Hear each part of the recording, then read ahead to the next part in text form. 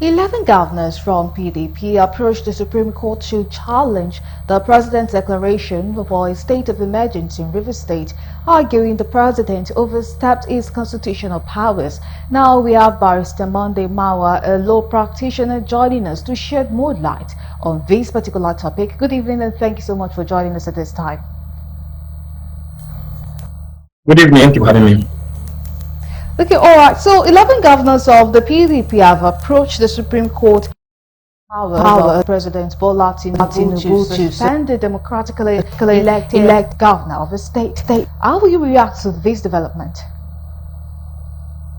I mean, I think that's one of the best decisions they have taken so far, in my view. I think that is the right thing to do. That is the right way, because our constitution, which is the ground norm, is clear as to the way and manner an elected governor can be removed from office.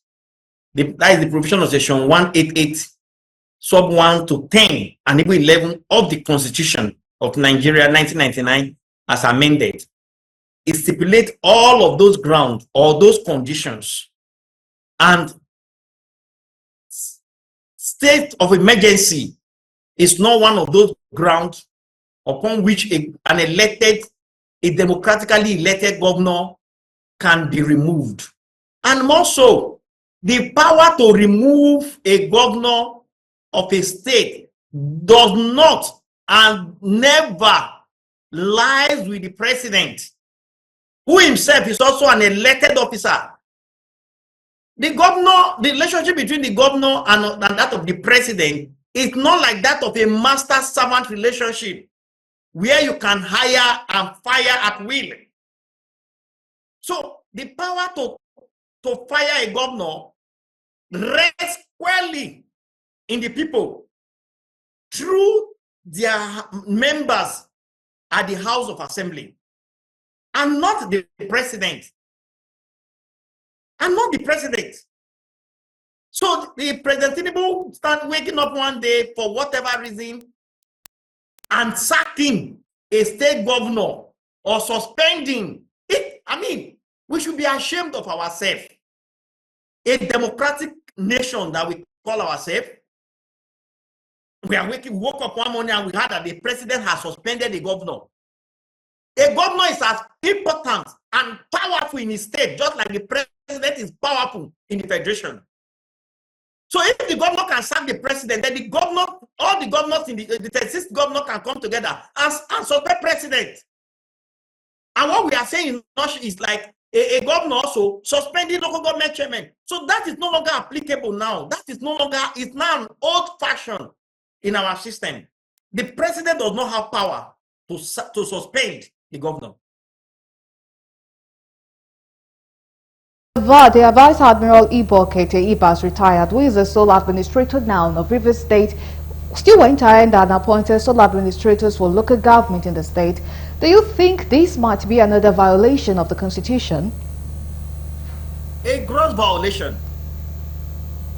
Now, thank God, Section 7 of the Constitution recognizes the local government system, the local system of government, local government as a system of government.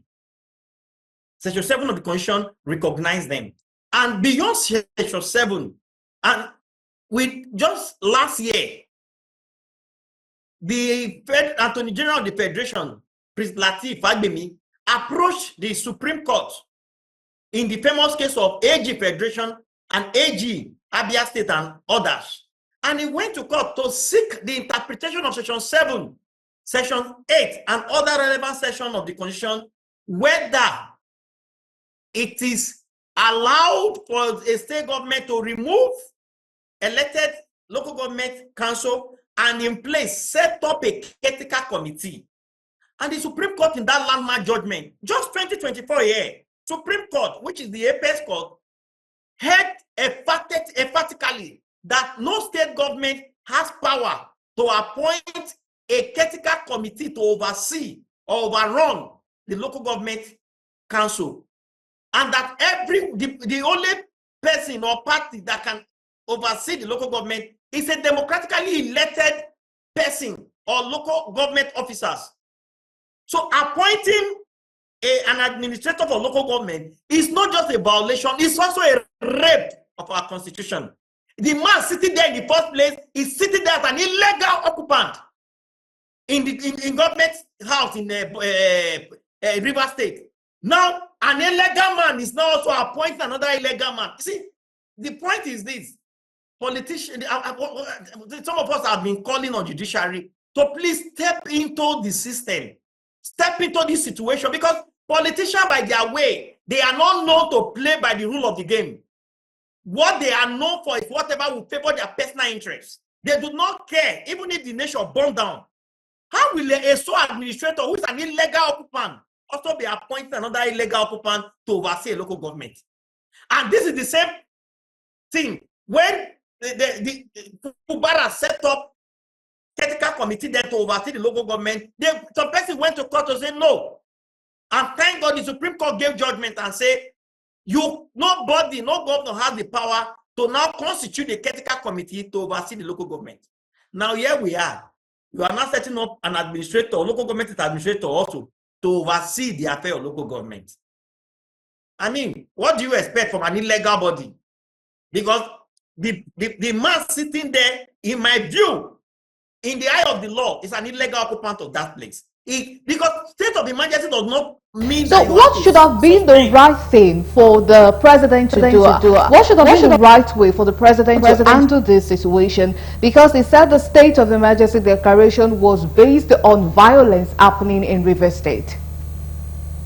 Now, don't also forget the security apparatus of the nation. The president is the commander-in-chief of all the armed forces and not the governor of the state. So if there are issues with security in River State, of course, the president has the power to declare state of emergency. Nobody is in doubt about that. Nobody is saying the president does not have power to declare state of emergency. But what we are all saying is that in declaring state of emergency, the power of the president as conferred in the president under section 305 of the Constitution does not also include the president suspending a democratically elected governor. So the president could have, it's just like what Jonathan did during his time when there were crises in some of the northern states. President Jonathan then declared state of emergency, including in Borno State, where this present Vice President Kashimu Shettima was the governor at that time. He declared state of emergency in some northern states, including Borno State. But none of the governors was ever suspended. They were all there, sitting as the governor of their state. And so what the president ought to have done was to deploy more security to those regions where the security issue is being threatened, for them to quell all those issues. So for the fact that there were security issues does not give the president power to suspend a democratically elected governor of a state. This is wrong. This is legally unthinkable. We thank you so much for sharing your views with us on Galaxy TV News. Thank you so much for honoring us with your presence. Thank you for having me. All right, that's Barrister Monday Mawah, a law practitioner.